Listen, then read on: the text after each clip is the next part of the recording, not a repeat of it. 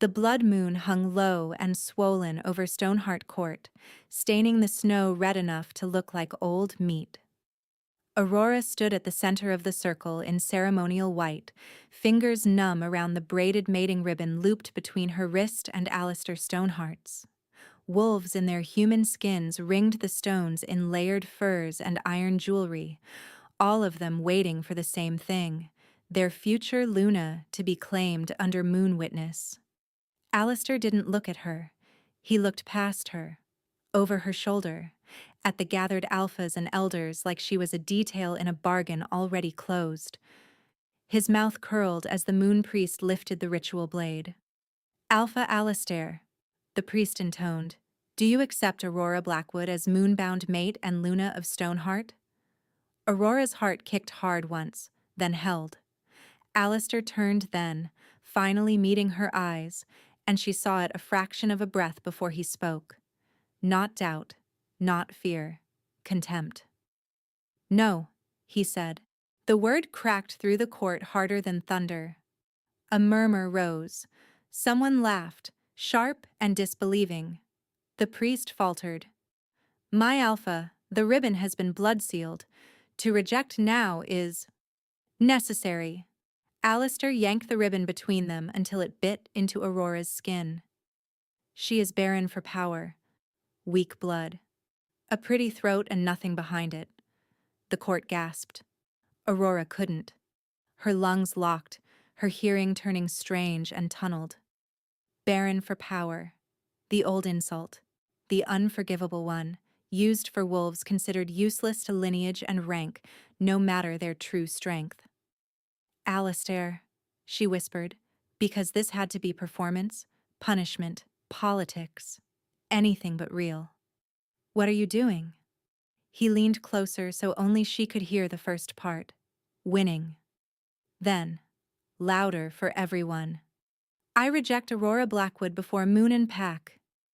He took the ritual blade from the priest's frozen hand and sawed through the mating ribbon. The blood thread snapped wetly, slicing her palm as it tore apart. Pain flared up her arm. The cut ribbon fell into the snow between them, soaking red almost immediately. No one moved to help her. Her wolf recoiled deep inside her chest, keening, not from lost mate bond. There had never been one, but from the violence of public severance. A humiliation meant to mark, to diminish, to warn every watching eye what happened to she-wolves who misjudged their worth. Alistair stepped back and wiped her blood on his sleeve as if it were grease. She can be useful elsewhere, he said, almost bored. Stoneheart honors treaty obligations. Laughter again, quieter this time, uglier. Aurora stood alone in the center of the court, while the priest declared the right void, and the blood moon stared down without mercy. By dawn, they took her name. Stoneheart's record den smelled of tallow smoke and wolf-hide parchment. Her father, Gregor Blackwood in public, Gregor Stoneheart by alliance oath in private dealings, didn't look up from the ledger as the scribe scratched through Aurora Blackwood, legitimate daughter, bond-pending Luna candidate. Strike the line clean, he said. The stylus rasped. Her name disappeared beneath black ink. Aurora's voice came out ragged. You can't erase blood. Her father finally lifted his gaze. Blood is only valuable when packs agree it is. Her younger brother, Fen, leaned against a pillar, arms crossed, expression hard with the cruel relief of someone glad the shame wasn't his. Should have kept your head down, he muttered. Now we all pay. Aurora stared at him. I did nothing. You failed to be chosen, her father said. That is enough. A treaty scroll lay open on the table, heavy with wax seals, Stoneheart, 3 minor southern packs, and one she recognized only from rumor, Frostborn, North Keep. Ice pricked under her skin.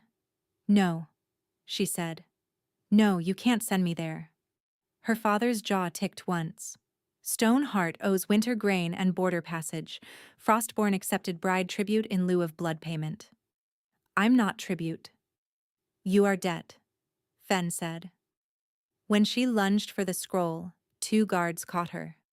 Silver cuffs clamped around her wrists, burning where they touched. Ceremonial silver engraved for bridal transfer, made to weaken wolf and body together without visible bruising. Her knees buckled from the sting. 1 guard hauled her upright by the elbow. She twisted toward her father.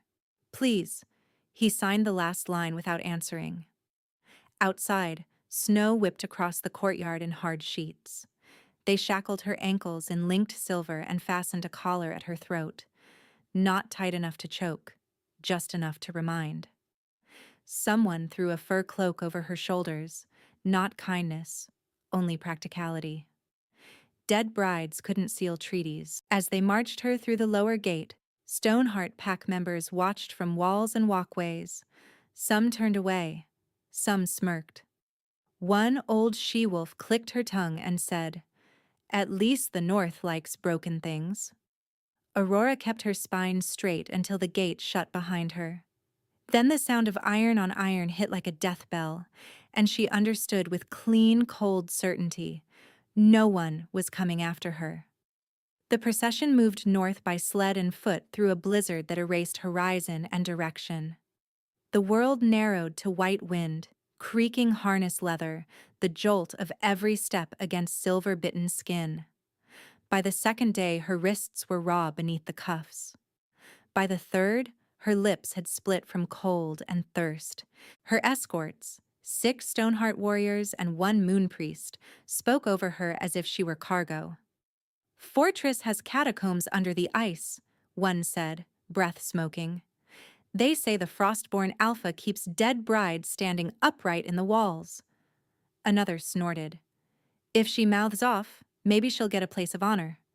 The priest murmured, "Mind your tongues, she's treaty-marked." Not for long. At dusk, they stopped in the lee of black pines. Aurora sat shackled to a hitching ring while they ate salted meat beside the fire. Snow blew through the branches in dry hisses. She flexed numb fingers, testing the cuff pin for weakness she knew wasn't there. A shadow fell across her. Alistair's captain, Rowan, crouched and tossed something into her lap, a strip of ivory cloth torn and stiff. Her wedding veil. Dark stains blotched the lace. Nightshade, bitter and metallic, hit her nose. Wrapped inside was a thin sliver of parchment, collared or casketed. A.S. Her stomach dropped so hard she gagged. Rowan grinned without warmth. "Our Alpha sends blessings." She looked up at him, voice shaking with fury. "Tell your Alpha he already threw me away." He changed his mind. He stood and walked off. Aurora stared at the veil fragment until the edges blurred. If Alistair wanted her reclaimed, this transfer wasn't exile, it was positioning. A traded piece could be demanded back. A discarded she-wolf could be dragged through law until she broke. Something snapped into place in her chest. Not hope, not courage. A stripped feral will to choose one thing before choice was beaten out of her entirely. Run. Not tomorrow. Not at the fortress. Now, before seals and signatures closed around her throat for good. She waited through one watch, then another, breathing slow to steady her pulse. The blizzard thickened near midnight, wind roaring loud enough to swallow small sounds.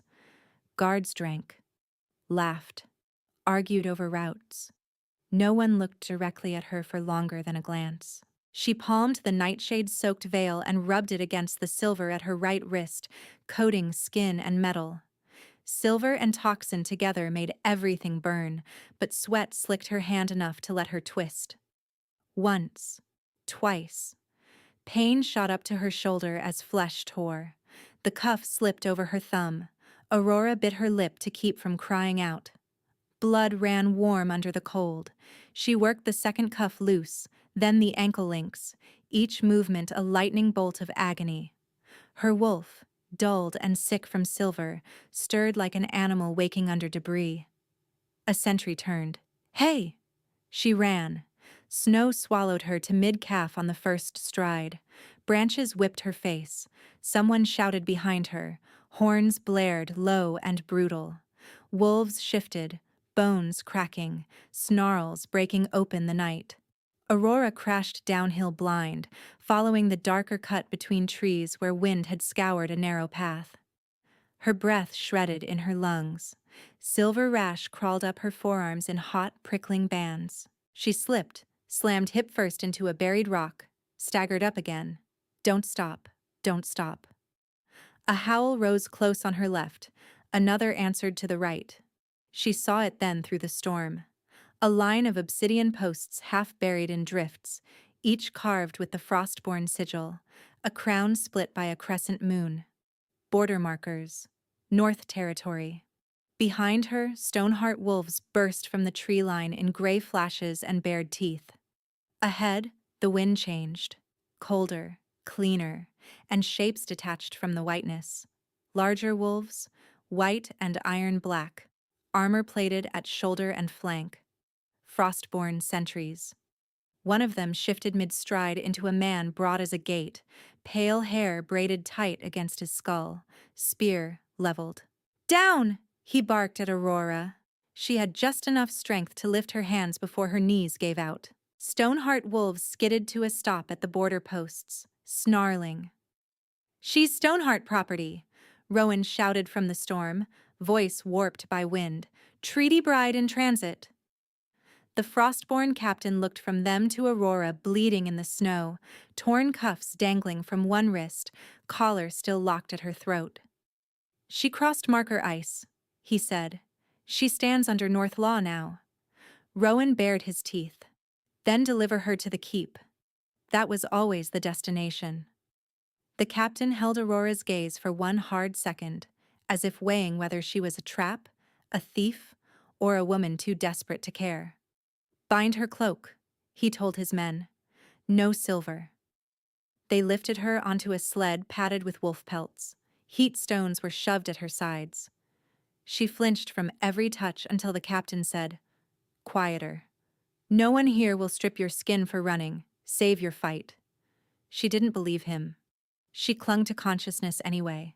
By dawn the blizzard thinned into icy mist, and Frostborn Keep rose out of the mountain like something carved from night itself. Obsidian walls veined with blue ice, towers edged in frost that glittered like glass teeth. Massive gates stood open, chained lanterns burning cold white along the approach. Aurora's body shook uncontrollably, from cold, exhaustion, terror, all braided together. This was the fortress from every rumor, the place brides entered and never wrote from, the end of every road. Drums sounded from within the walls, 3 slow strikes. The courtyard filled.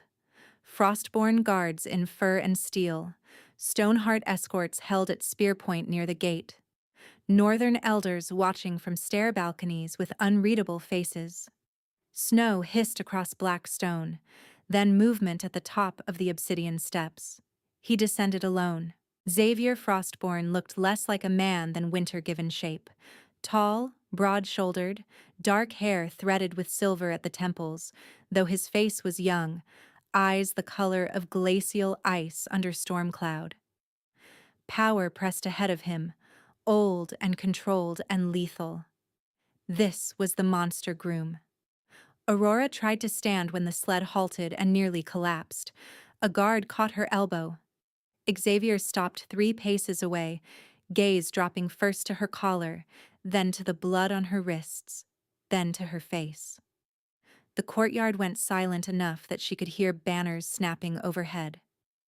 He inhaled once. Everything inside Aurora ignited. Her pulse slammed. Her wolf surged up so violently she gasped. A molten thread seemed to snap from her sternum to his, hot and undeniable, as if it had been searching blind through centuries and had finally struck bone. Xavier went utterly still. Ice-cold king, motionless as carved stone, staring at her like the world had tilted under his feet. Xavier's pupils blew wide. Gold flared through the glacier blue of his eyes, bright and feral, gone and back again in the space of a heartbeat. His breath left him in a rough, unguarded sound. Shock, pain, hunger, all tangled, and the molten thread inside Aurora tightened until she thought it might rip her in half. Heat flooded her, impossible in the knife-cold courtyard. It streaked down her arms, into her palms, through her ribs, waking every numbed nerve Silver had deadened. Her wolf slammed against her skin, not recoiling this time, but rising, pushing forward with a wild, aching recognition that felt ancient. Mate. The word wasn't spoken. It detonated. Aurora swayed where she stood. Xavier moved as if to catch her, then stopped himself hard, fingers curling into fists at his sides. He stared at her throat, her bleeding wrists, the collar. Fury flickered over his face so quickly she almost missed it. Around them, wolves began to murmur. Stoneheart voices sharp with alarm, Frostborn voices lower, disbelieving. "Alpha?" one of Xavier's captains said. He didn't answer. He took one step toward her. The bond yanked. Aurora sucked in air like she'd surfaced from deep water. His heartbeat struck against hers. Not metaphor, not imagination. Real, thunderous, matching her rhythm until she couldn't tell where one ended and the other began. Fear tore through her on instinct. She had just been rejected, traded, collared, claimed in public once already. Her body remembered humiliation like a brand. Not again. She flinched back. The movement hit him like a blade. Xavier's jaw tightened. His throat worked. Then, in front of Stoneheart's escort, in front of his own court, in front of every watching elder and guard, he went down on one knee in the snow. Gasps snapped through the courtyard. The King of the North bowed his head to her. When he spoke, his voice came rough with disbelief, reverent and wrecked at once. "My lost queen." Silence crashed down after it. Rowan found his voice first, spitting it across the stones. "This is Pack Theater. She's treaty transfer, nothing more." Xavier lifted his head slowly, and the temperature of the courtyard seemed to drop 10 degrees. "You will not speak while I am speaking." The command cracked like ice under weight. Rowan shut his mouth. Xavier looked back to Aurora, and the fury left his face as if he physically forced it down so she wouldn't have to feel it. "May I come closer?" he asked. No Alpha asked that, not in public, not of a shackled she-wolf sold to his gate. Aurora's lips parted. She couldn't seem to make sound. She managed a single jagged nod. He rose and closed the distance by one careful pace at a time, like approaching a wounded animal that might bolt. Close now, she could smell him. Frost, cedar smoke, iron, and something under it that made her wolf press forward with a low, desperate whine. Home. It made no sense. It didn't care. His hand hovered near her collar, not touching. "This was put on you by Stoneheart?" She nodded again. "Who has the key?" No one answered. Xavier turned his head, and that little motion carried murder in it. "I asked a question." The moon priest from Stoneheart stepped forward, shaking. "Ceremonial lock, my king. It opens only by the receiving Alpha's blood or by blacksmith fire." Xavier held out his left hand without looking away from Aurora. A guard placed a knife into his palm. Aurora stiffened, expecting force, expecting pain. Xavier saw it and stopped. "Look at me," he said quietly. She did. "I will not hurt you."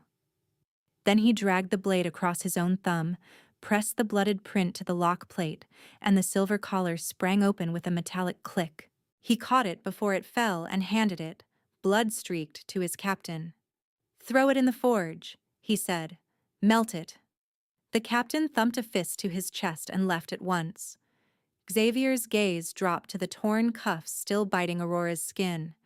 These too. He did not touch her until she nodded a third time. Then his fingers closed around the silver with impossible gentleness and twisted. Metal screamed, warped, split. He peeled it away from her wrists as if unwrapping glass from flesh. When the last shackle dropped, Aurora staggered. He didn't catch her.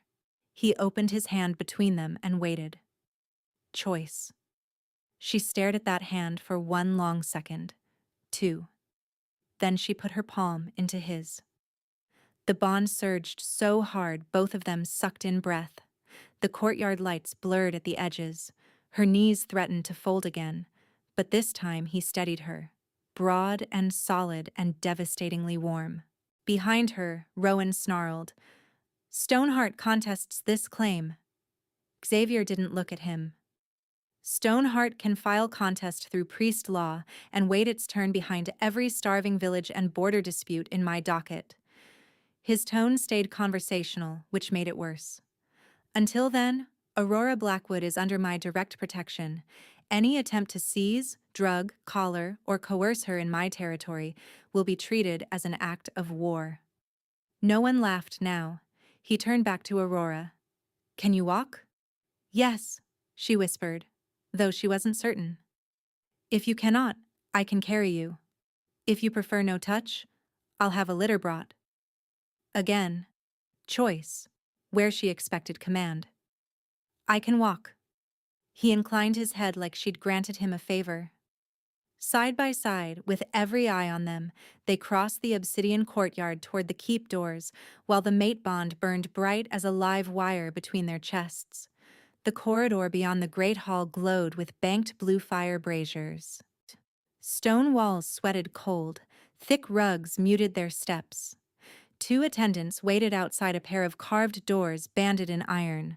Bridal chamber, if the silver wolf and moon sigils meant what Aurora thought they did. Her body locked. She stopped so abruptly Xavier took another step before he realized she wasn't moving. He turned and read her face in one glance. The raw wrists, the hollowed eyes, the old fear climbing her spine. "No," she said before he spoke. "I can't. I won't be." "You won't," he said instantly. The attendants lowered their heads, pretending deafness. Guards stood at either end of the hall, armored and still. Xavier looked from them to her and made a decision. "Leave us," he told the attendants. They vanished like smoke. He faced the guards. "You too." "My king," one began, uneasy. "Protocol." "Is mine to break." "Out." Boots retreated. Iron doors at the far end shut. Silence. Only then did Xavier step closer. He unclasped the heavy, dark cloak from his shoulders, wolf fur lined with deep charcoal wool, warm from his body, and set it around hers, careful not to brush her wounds. The scent of him closed around her, grounding and disorienting all at once. "I know what this looks like," he said, voice low. "A souled bride, a fortress, a mating chamber. I would fear me too, in your place." Aurora stared at him. No one had ever spoken to her fear as if it were reasonable. He reached past her, opened the chamber doors, and stood aside so she could see inside before entering. A vast room of carved stone and dark wood, fire already lit, bed heaped with furs, no chains, no ritual circles, no waiting priest. "No one comes in unless you invite them," he said. "If you want another room, you can have one. If you want to leave the keep entirely, I'll have an escort prepared at dawn." She almost laughed at the absurdity. Leave where? Go to who? But he meant it. She could hear it. "Why?" she asked, the word rough from disuse. "You don't know me." His expression shifted, old grief ghosting through it. "My wolf knows you. Mine does too, if I'm honest." A beat. Knowing isn't owning. The bond pulled, warm and aching. Aurora hated that her eyes stung. He gestured to the room. "Sleep. Eat when you can. Heal." He hesitated, then added, "I'll remain here." "Here?" "In the doorway. Or the floor if that makes you feel safer." "You're the Alpha King." "And you are my mate," he said, steady. "Not my captive." Something in her chest cracked, just enough to hurt. She walked into the room on shaking legs. At the threshold she turned, half expecting him to follow and undo every gentle word. Instead, he closed the doors only until they nearly touched, leaving them open by a hand's width, then removed his sword belt and set it beyond her reach. Visible. Deliberate. Aurora sat on the edge of the bed, still in boots, cloak tight around her shoulders. Through the narrow gap she could see him sink to the stone floor with his back against the wall. One knee bent, head tipped back, eyes open. He kept watch while she slept. She woke twice in the night, disoriented and ready to fight. Both times he remained where he'd promised, a silent shadow at the door, not crossing it.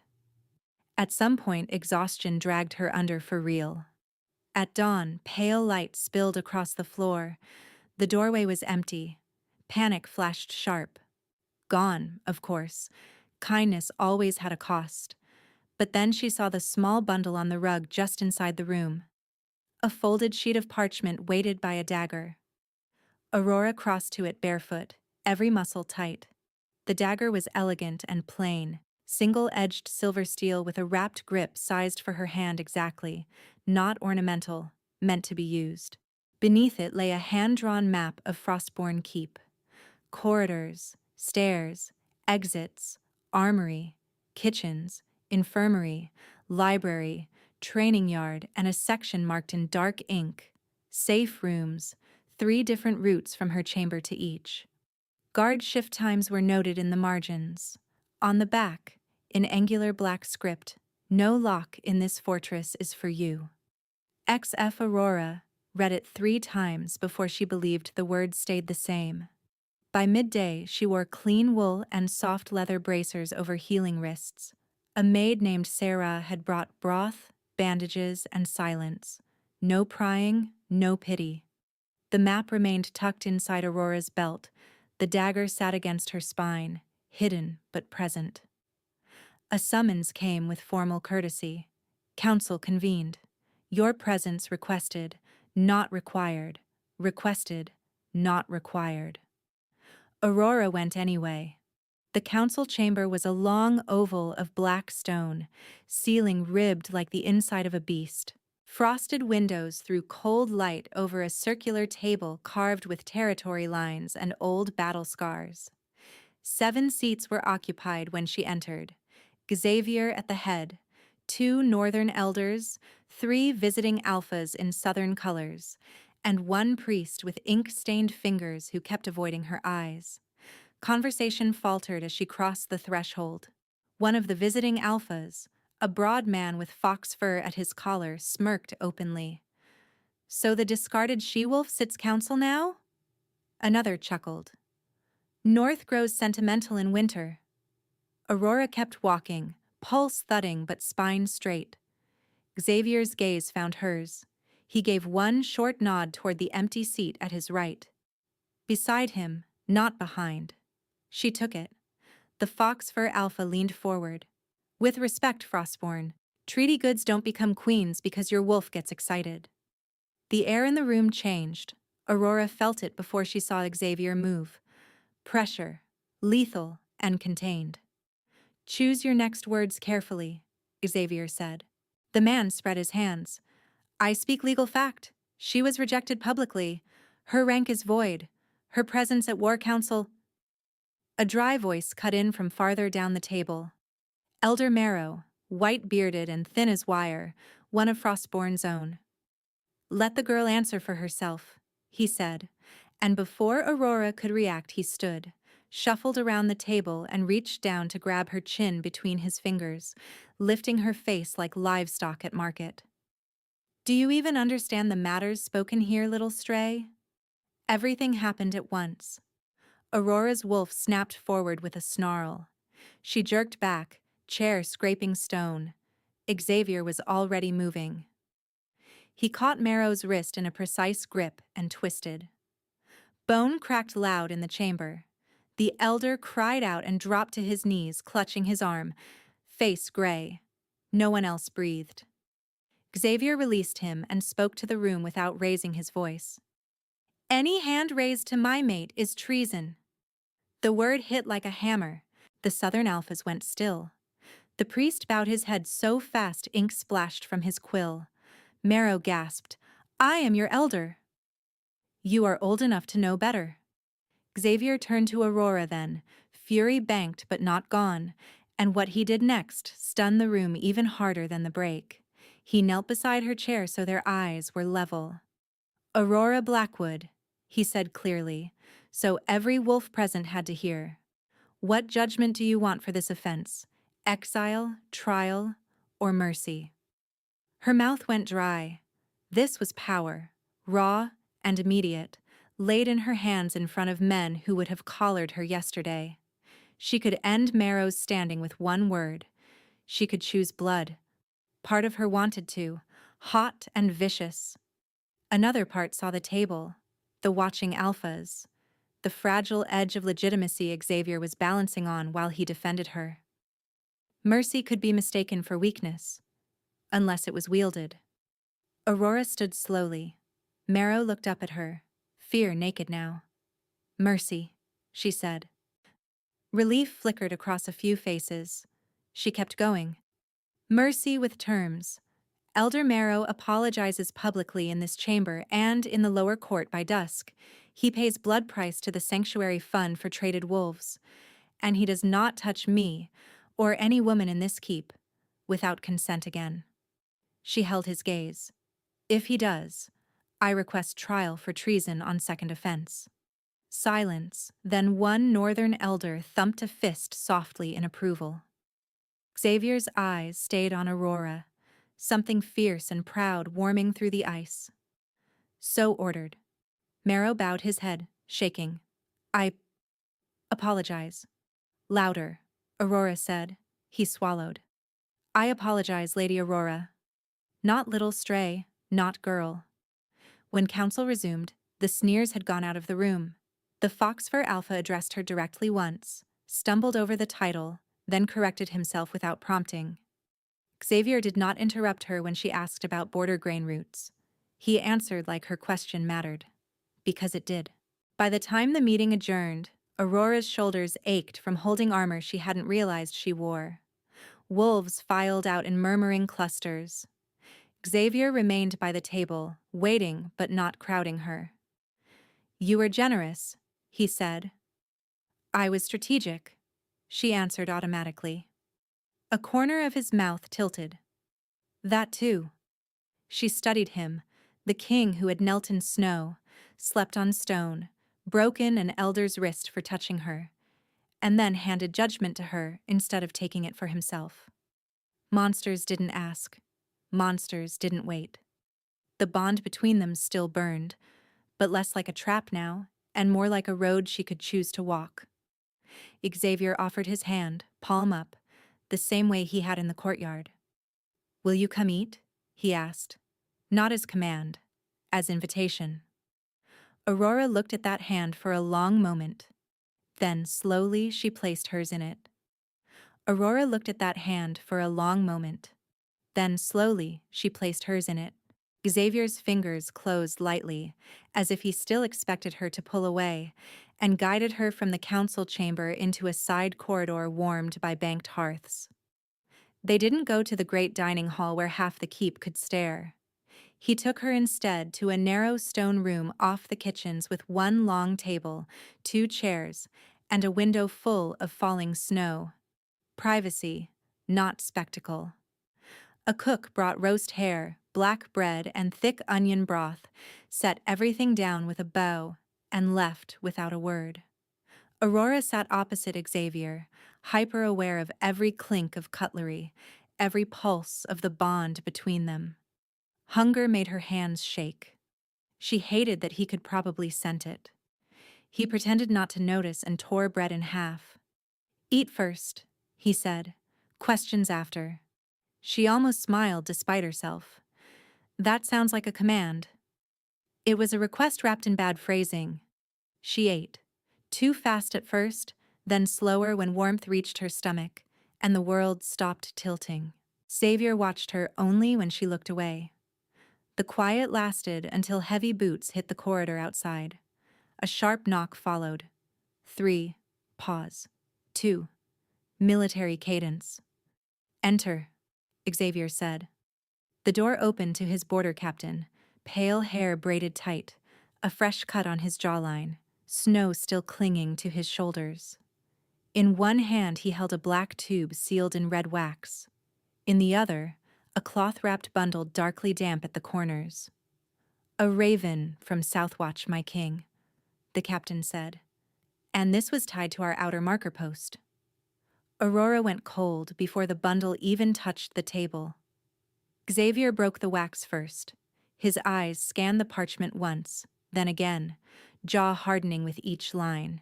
He handed it across without softening the blow. Aurora read the heading and her pulse dropped into her feet. By order of the Southern Moon Conclave, petition entered by Alpha Alistair Stoneheart under Right Law 9, right of retrieval. Below that, dense legal script and priest marks. Claims that the blood moon rejection had been improperly witnessed. Claims that the severance ribbon had not been fully consecrated and, therefore, could not be legally cut. Claims that Aurora remained Stoneheart bond promised under technical moon law. Forged or not, it wore enough seals to make war respectable. Her vision narrowed on one line: subject must present for trial by bond upon first full moon summons. Refusal constitutes admission and permits sanctioned seizure. She looked up. "He's trying to drag me back through law." "Yes," Xavier said, "and if rival packs accept these records, they can accuse me of harboring a claimed mate. That charge doesn't just stain a crown, it can fracture alliances." "Civil war," she said quietly. He nodded once. Her gaze dropped to the damp cloth bundle. "What's that?" The captain glanced to Xavier. At his curt nod, he unwrapped it. Ivory lace, torn in strips, her wedding veil. The fabric reeked of bitter metal and crushed leaves. Nightshade. Tucked inside was a splinter of parchment. The ink bled from wet, collared or casketed. Next time, not cloth. Aurora's chair scraped as she pushed back, breath snapping short. Her wrists remembered silver. Her throat remembered the collar. She hated that her first instinct was to run, even here. Xavier stood but did not come around the table. "Breathe," he said, voice low and even. "In for 4. Hold. Out for 4. She glared at him through panic and did it. Once, twice. The room stopped spinning. The captain cleared his throat. "There's more, my king. The writ cites right law from the old wars. If invoked fully, it forces shared pain through contested bonds during hearing." Aurora frowned. "Shared pain?" Xavier answered before the captain could. "Trial by bond links the claimant and the contested mate through priest wards. If she denies, and they call it false denial, the wards punish both bodies until one yields or one fails." Fails. A clean word for dies. The captain set his fists on the table. "Alistair's allied with 3 rogue southern packs. They're massing at river crossings. Not enough for siege yet, but enough to escort a legal retrieval." Aurora stared at the forged writ in her hands. Alistair had rejected her in front of a court, sold her like grain, and still wanted ownership. Not love, not regret. Possession, sharpened into law. Dangerous men didn't always come with claws out. Sometimes they came with priest seals. Xavier's voice turned to iron. "Double gate watches. No priest enters this keep unsearched. Burn every parcel from Stoneheart unopened." The captain struck fist to chest and left. When the door shut, silence crashed down again. Aurora looked at Xavier and saw not fear in him, but calculation, fury, and something like guilt. "You think this is because of you?" she said. His mouth tightened. "I think he believes hurting you destabilizes me. He's not wrong." The bond pulsed, hot and undeniable. Aurora folded the writ with shaking fingers. "Then he's going to keep coming." He did. By late afternoon, 2 more ravens hit Frostborn Towers, copies of the same petition sent to neutral packs, making sure every alpha from coast to mountain heard the accusation before Xavier could answer it. By sunset, rumors outpaced snow. Frostborn King keeps another male's mate. North law broken, crown compromised. In the training yard the next morning, whispers followed Aurora like thrown grit. She ignored them and tightened her grip on the silver steel dagger Xavier had left her. Frost steamed from wolves running drills in shifted form beyond the fence. Steel rang at the sparring circles. Somewhere overhead, ravens argued on parapets. Xavier stood in front of her, sleeves rolled, forearms marked with old scars and fresh ink from recent war planning. Again, he said. Aurora lunged. He sidestepped, caught her wrist, redirected her momentum without pain, and had her pinned with her own blade hand trapped against his chest before she could curse. The bond flared at the contact. Her breath caught. His gaze dropped to her mouth and snapped away. Your shoulder gives your strike away. You're impossible to surprise. That's the goal. She twisted out, reset, attacked again. This time faster. He blocked less and let her knife edge kiss his sleeve before disarming her with a smooth turn that put her back against him, both of his hands around her forearms, guiding instead of forcing. Feel where your balance breaks, he murmured near her ear. There. Heat climbed her neck for reasons that had nothing to do with exertion. She hated how safe and dangerous that felt in the same breath. From the yard gate, a voice called, "My king." Xavier released her immediately and stepped back. Captain Varek approached with a sealed strip of hide and a face carved from stone. Gate emissary from South Conclave, Varek said. Priest in white ash robes. He delivered this and refused entry. Xavier broke the seal and read aloud, each word clipped. By moon law, right of retrieval hearing is accepted pending presentation of subject Aurora Blackwood. First summons at next moonrise. Failure to present authorizes retrieval force under priest witness. Aurora wiped sweat from her brow with the back of her wrist. How long? 3 nights, Xavier said. Pressure settled over her shoulders like fresh snow, heavy and cold. 3 nights to answer forged law backed by rogues and priests willing to counterfeit truth. 3 nights before authorized retrieval became polite language for armed kidnapping. And still the bond kept tugging at her, unhelpful and relentless, every time Xavier moved within reach. That night she woke from dreams of silver cuffs and blood moon laughter, knife already in her hand, before her eyes opened. No guards rushed in. No one broke the door. Just silence and the low crackle of fire. A soft knock sounded. Aurora, Xavier's voice from the hall. You cried out? She sat up, breath rough. I'm fine. A pause. Do you want company? Every instinct screamed no. Every exhausted part of her wanted yes. Just talk, she said finally. The door opened a hand's width. He remained on the threshold, exactly where he had the first night. Talk, he agreed. They spoke through the dark about trivial things at first. Weather breaks, patrol routes, why Frostborn bread was always too dense. But outside her chamber, somewhere in the keep, runners kept arriving with messages. Every hour the legal noose drew tighter. By dawn, Aurora had slept maybe 1 hour total. The storm worsened on the second evening, wind flaying the towers in long, hungry screams. Xavier found her in the map library, a circular room deep in the keep where the walls were layered with old territorial charts, treaty copies, and battle records sealed behind glass. A fire burned low in the central hearth. She sat cross-legged on the floor with 3 law scrolls open around her and ink on her thumb. You skipped dinner, he said from the doorway. So did you. He huffed, what might have been a laugh, and came in, carrying 2 bowls anyway. He set one beside her and folded down across from her, close enough that his boot touched hers. Aurora gestured at the scrolls. Right Law 9 was amended twice after the famine wars.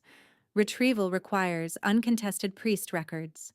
If we prove forgery, the summons collapses. We're trying, he said. My scribes are cross-checking archive copies. Trying won't stop him. No, Xavier said. You will. She looked up sharply.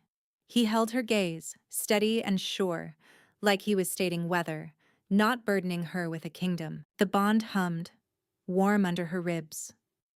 She set the scroll aside. Can I ask you something? Anything? Why Lost Queen? Her voice softened around the words she'd been avoiding since the courtyard. You said it like you knew me. He stared into the fire for a long beat. When he spoke, his voice had roughened. In the old war years, before I took this throne, seers told me my mate lived but was veiled, alive, unreachable, hidden by blood and distance. I stopped believing them after a century. A humorless smile touched his mouth. It sounded like a story told to keep soldiers obedient. A century, she echoed. I am older than I look. He glanced back at her. I waited so long I turned waiting into stone. Then you stepped through my gate bleeding in silver, and my wolf nearly broke my ribs trying to get to you. Aurora swallowed around sudden heat in her throat.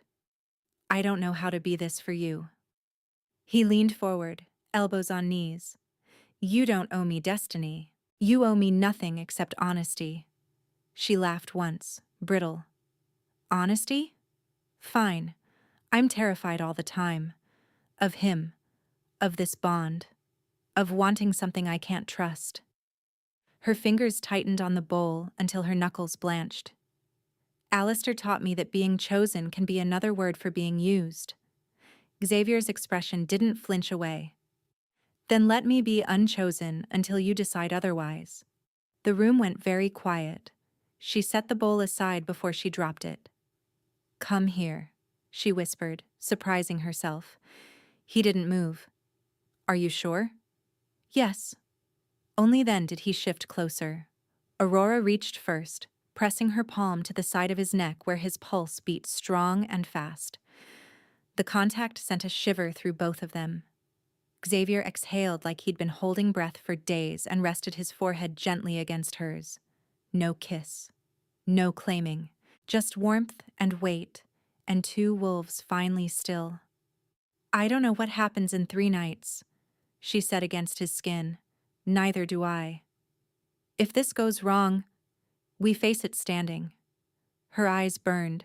She let them. One of his hands came up slowly, giving her time to refuse, and cupped the back of her head. She leaned into it. For the first time since the blood moon, Aurora felt her walls lower not from exhaustion or shock, but by choice. The library doors slammed open. Varric stood there breathing hard, snow on his shoulders, sword half drawn. My king, breach in the east crypt passage, 2 guards down, they were asking for her. Xavier was on his feet in a single motion, pulling Aurora up with him. Stay behind me, he said. Aurora snatched her dagger from the map table.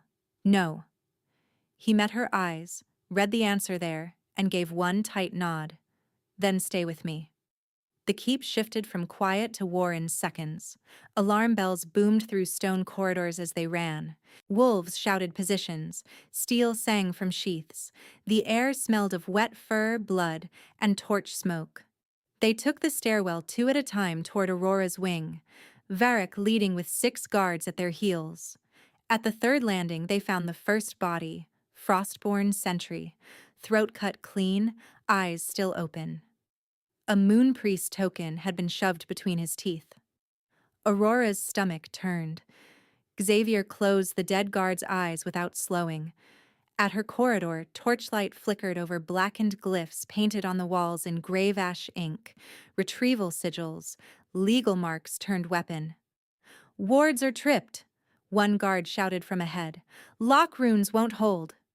A figure in white ash robes burst from Aurora's chamber carrying a chain net of woven silver.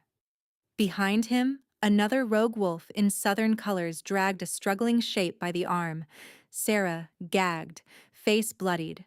Aurora didn't think. She moved. Down! Xavier roared, but she was already sprinting. The priest flung the silver net toward her. She dropped into a slide the way Xavier had drilled her, felt metal hiss over her hair, and came up inside his reach. Her dagger flashed, once across his forearm, again at the wrist. He screamed and dropped the net. The rogue hauling Sarah released her to shift, bones cracking, muzzle stretching toward Aurora's throat. Xavier hit him from the side in full wolf form, massive, black and white and terrifying, all restraint burned away. They slammed into the wall hard enough to crack stone. Blood sprayed. Varek's guards crashed into the corridor melee. Someone shouted, "Third attacker, window!" Aurora turned just in time to see a slim shadow on her chamber balcony raise a short blowpipe. A dart whistled. Pain stabbed into the side of her neck. She ripped the dart free and saw the dark smear at its tip. Nightshade. No, not just nightshade. Something else. Metallic and lunar. Her veins lit with fire. The bond thread in her chest jerked viciously, as if hooked from far away. She dropped to one knee, vision doubling. Xavier's wolf tore free of the rogue and shifted mid-lunge, human hands catching Aurora before she hit stone. Aurora. She tried to answer and choked. The ash-robed priest, pinned under a guard's boot now, laughed blood through broken teeth. Summons accepted, he rasped, right of retrieval marked in her blood. Varek slammed him against the floor. What did you put in that dart? A calling poison, the priest wheezed. Bound to old ribbon blood. Every hour she resists summons, it burns hotter. By moonrise tomorrow, she'll scream his name or stop breathing. Xavier's face went white with controlled rage. Antidote. The priest grinned. Present her for trial. That's the antidote. Aurora clutched Xavier's sleeve, nails digging in as another wave hit.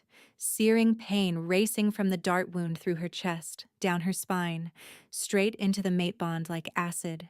Somewhere impossibly far south, she felt an answering pulse, predatory and familiar. Alistair. Outside, the keep bells changed rhythm, 3 long strikes, the signal for formal envoy at the main gate. A runner skidded into the corridor, panting. My king, conclave emissary at the gate with full moon seal. They've posted decree in the outer court. Varek swore. What decree? The runner swallowed. Dawn transfer. They demand Aurora Blackwood be surrendered under priest chain before first light. Aurora's breath hitched as the poison flared again, hotter, deeper.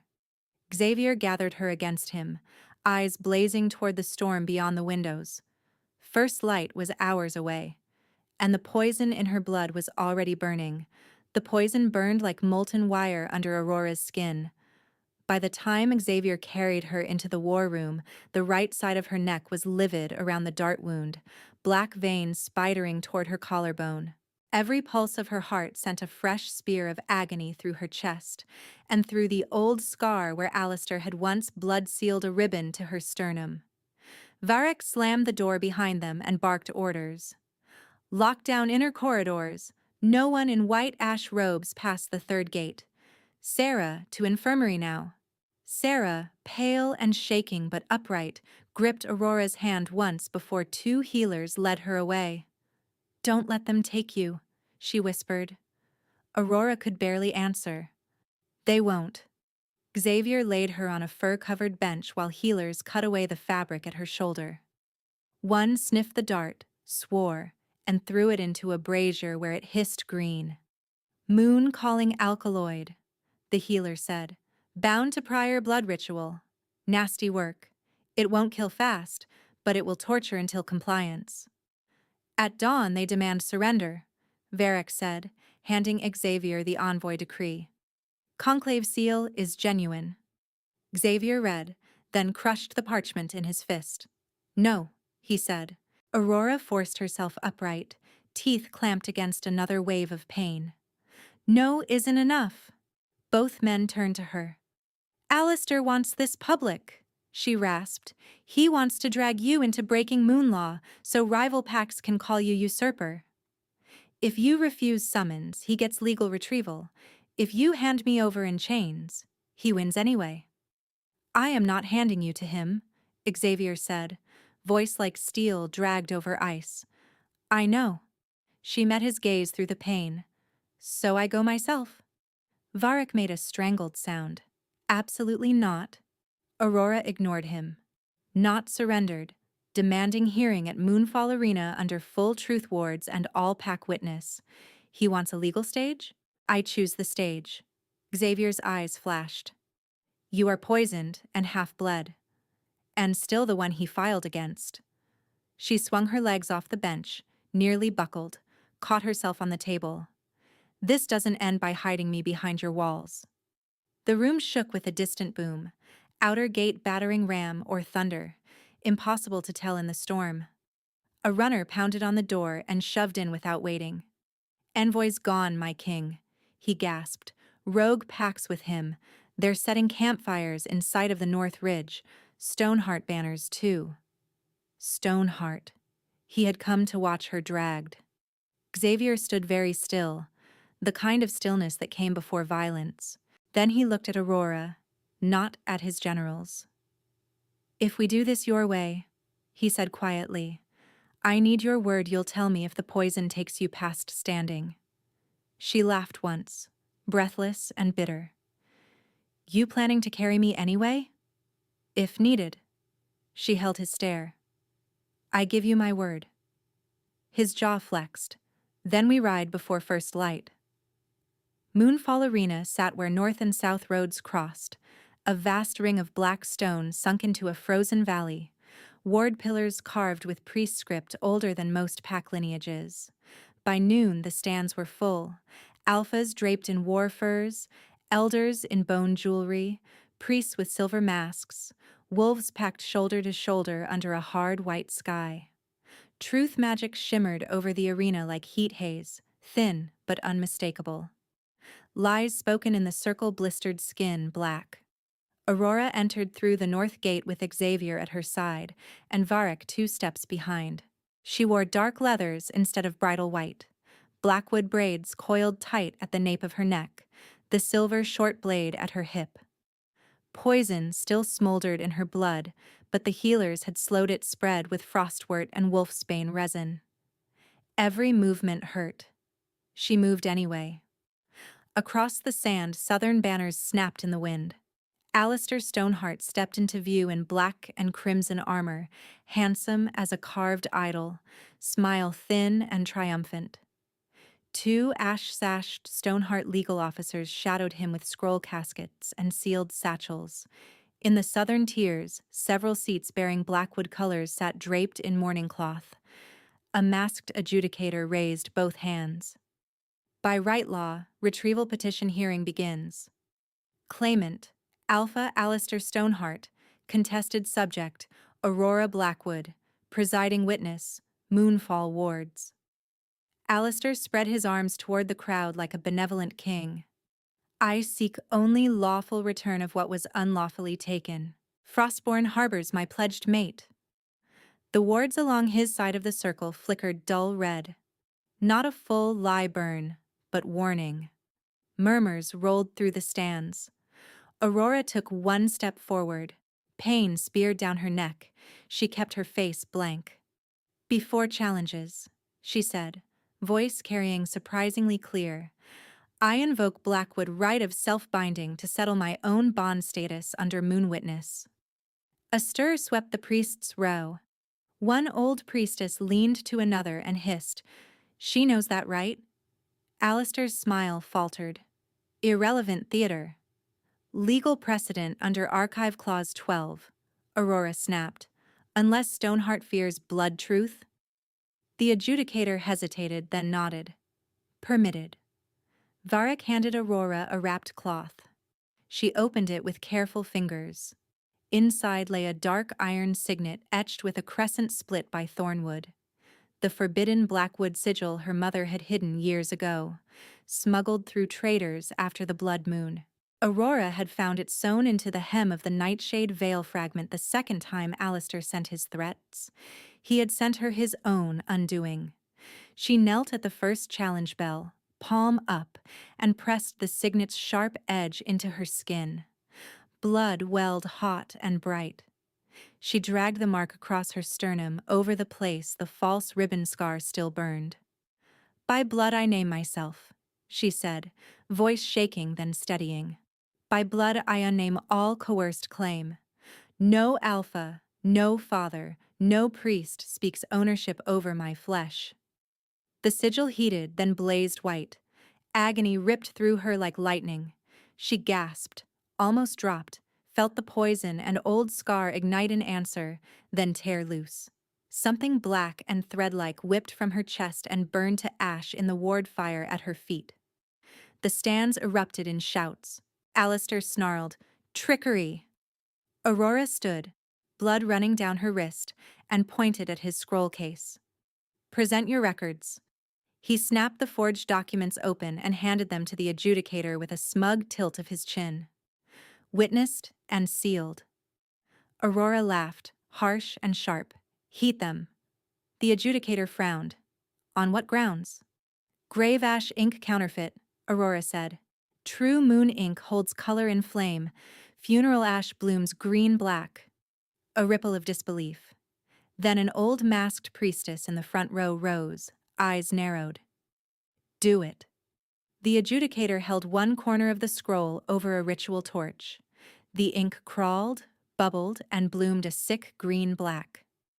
Gasps. Curses. Someone in the southern stand shouted, "Forgery!" Aurora turned toward one of Alistair's ash-sashed legal witnesses, who had gone corpse-pale.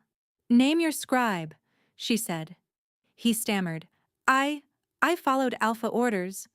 Alistair whirled. Silence. Too late. The truth wards flared bright around the witness. His skin blistered where he stood. He screamed and dropped to his knees. Aurora lifted her chin. "Complicit right law testimony is void under Moonfall Code." Retrieval petition collapses. The adjudicator slammed his staff on stone. So ruled. Half the arena roared approval. The other half shouted outrage. Alistair's face changed. The polished court mask split, leaving raw fury underneath. "You think a parlor trick and one whimpering witness erase what's mine?" Aurora stepped into the center circle. "I think law failed you, so I invoke Queen's combat." Silence hit like a dropped blade. Even Xavier went still. The adjudicator stared. "Queen's combat is sovereign right. You are unseated." "I am blood of Blackwood and mate to a king under witness," Aurora said. "The right stands, one-on-one, claimant against challenged. No proxies, no pack interference, no priest manipulation." She looked straight at Alistair. "Fight me yourself?" He bared his teeth. "Gladly." The challenge circle sealed in blue fire. No one could enter without disqualification. No one could leave until one yielded, died, or was rendered unable to continue. Xavier stood at the ring edge, fury held on a chain so tight she could feel it vibrating through the bond. Alistair rolled his shoulders and shifted halfway, claws bursting from human hands, eyes going wolf gold. "I should have broken you the first time you disobeyed," he said. Aurora drew her silver short blade. "You tried." The gong sounded. He moved first, fast, brutal, straight for her throat. Aurora sidestepped, slashed his forearm, felt silver bite. He hissed and backhanded her hard enough to spin her half around. Sand filled her mouth.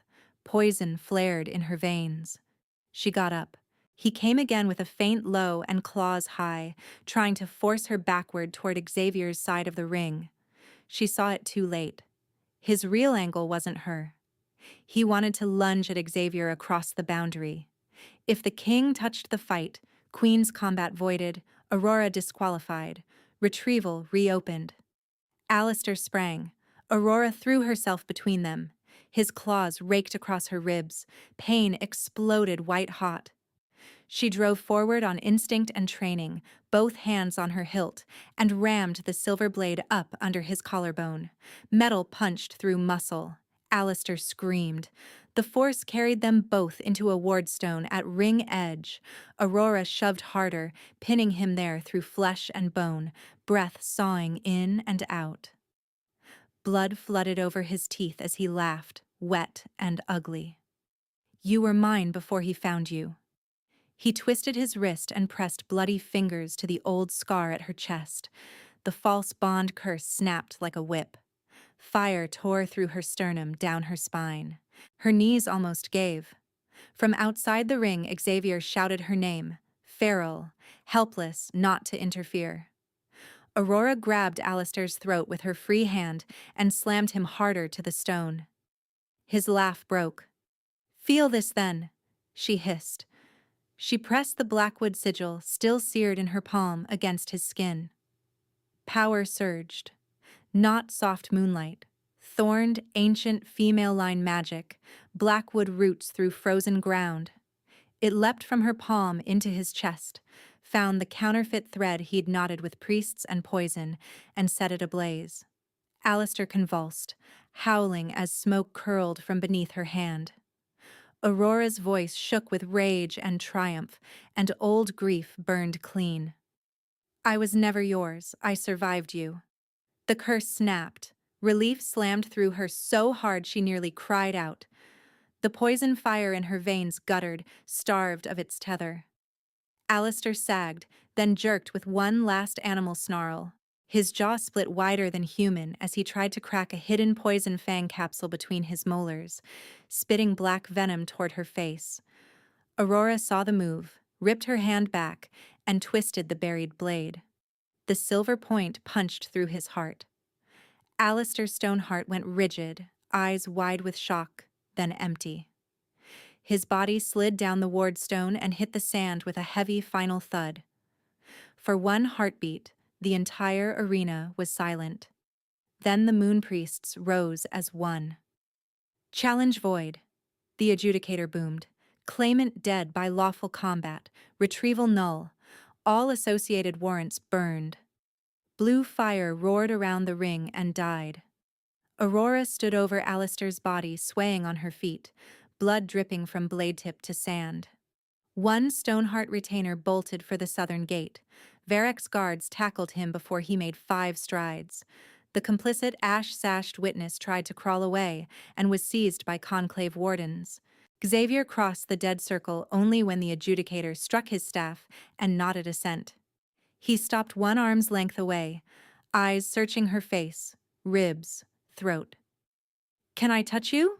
He asked, voice ragged. Aurora dropped the blade. Yes. He caught her as her knees gave. Verdict fires burned down to embers by dusk. The arena had emptied of shouting crowds and posturing alphas, leaving only priests, guards, and the dead being carried out under heavy cloaks.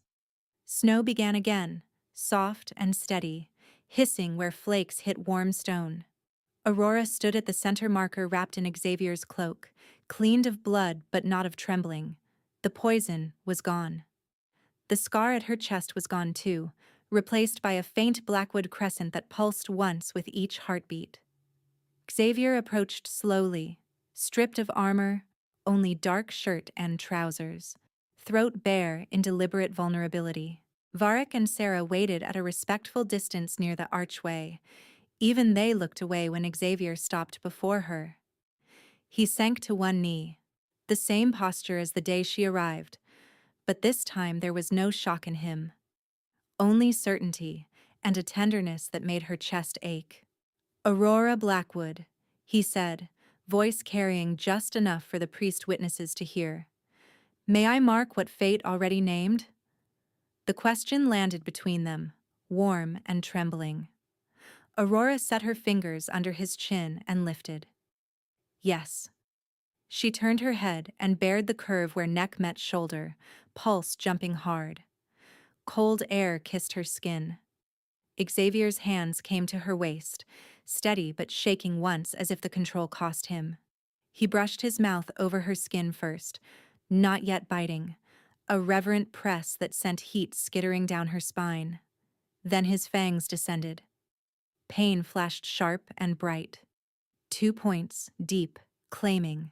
and immediately transformed into a molten rush that flooded every nerve. Aurora gasped his name. The bond blew open like a star igniting. Winter air and cedar smoke. Grief melted into fierce joy, his centuries of loneliness colliding with her hard-won defiance. Power rolled through them in waves. Frost crept across the arena stones in branching patterns. The nearest ward pillars flared silver-white in answer. Under her skin, beside her pulse, a new sigil bloomed hot. Frostborn crown split by crescent moon intertwined with blackwood thorns. Xavier held the bite until the bond seated, then licked the wound closed with a soft, shaky exhale. Mine, he whispered against her throat, voice wrecked. Aurora's hands found his jaw.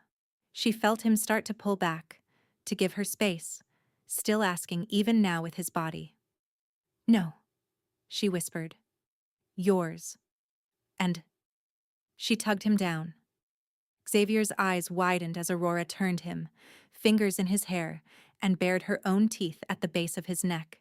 She bit hard, deeper than he expected, a deliberate answering claim that drew a guttural sound from him and dropped him to both knees in the snow-dusted sand. Pain, then a wild surge of pleasure shot through her mouth and chest, mirrored instantly in him. The bond completed with a crack of starlight in her mind. Two currents locking, equal force, equal fire. She tasted iron and cedar and winter lightning. Mine, she breathed into his skin. His hands clamped at her hips, reverent and desperate all at once. Yours? Mate. Mate. Their foreheads pressed together, both of them breathing hard, the world narrowed to skin and heartbeat and the settled thrum now steady under everything. No chain, no collar, no coercion, just chosen weight. Aurora smiled through sudden tears. No crowns without choice. Xavier's mouth curved against hers, almost a laugh, almost a prayer. No bond without both. They stayed like that for a long minute, holding each other while the completed mark cooled from burning to warmth, constant, certain, home. When they finally rose, Sarah was crying openly near the archway. Varek pretended he had snow in his eyes. The witnessing priestess struck her staff once and announced, voice ringing across the empty arena, "Marked and mutual, witnessed and lawful, let all pacts record it." 3 days later, the great hall of Frostborn Keep filled beyond capacity. Banners of North, South, and neutral pacts hung side by side above the black stone dais. Alphas, who had come expecting fracture, now sat through treaty session under the gaze of the newly marked pair at the head table. Aurora wore no veil. The mark at her neck was visible to every eye. Xavier broke the old bride tribute ledger in half before them all and dropped it into the forge brazier. "From this day," he said, "no pack under this accord may trade, tribute, or transfer a living wolf as debt settlement. Violation is treason against united law." Murmurs, then thudding fists as signatures began. The fox-fur alpha from council, now far less smug, hesitated over the new clauses. Aurora leaned forward. "Read Section 7 aloud," she said. He cleared his throat. "Seat established on sovereign council for unmated, rejected, and exiled wolves, elected by their own houses. Veto authority on marriage and transfer law." Aurora nodded. "Sign." He signed. Delegates from collapsed Stoneheart Holdings petitioned as a block through the clerk line. Titles stripped. Household seals surrendered into neutral custody. Aurora descended from the dais to meet the lead petitioner eye level. "We have nowhere," the woman said, voice raw from travel and smoke. Aurora looked at her for a long moment, then nodded toward a clerk. "Stoneheart civilians get winter asylum if they swear the new accord and submit to council law. No titles, no private militias, no claims on me or on Frostborn's sovereignty. You start as commandant."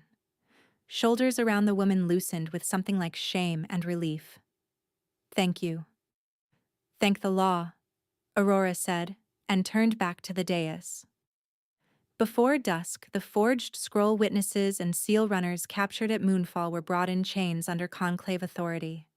Wardens read their sentence: exile beyond southern marshline under oath brands, no pack protection, no right to challenge. One spat at Aurora's feet. She didn't flinch. Sarah took command of the first refuge wing that very night. Former treaty chambers turned sanctuary rooms with unlocked doors and lit hearths. Varek posted guards outside by request, not to keep women in, but to keep predators out. At moonrise, in a quieter chamber above the hall, Xavier set a circlet of dark silver on Aurora's head. Priests intoned the old title, Queen Consort of Frostborn, and she lifted a hand. "Amend the record," she said. Her voice carried clear to the scribes. "Co-Alpha Sovereign." Xavier smiled, proud and unoffended. "So recorded." The hall answered with a single rolling chorus of fists to chests. Later, when the doors finally closed and the noise faded, Aurora stood with Xavier on the high battlement where she had first arrived in chains.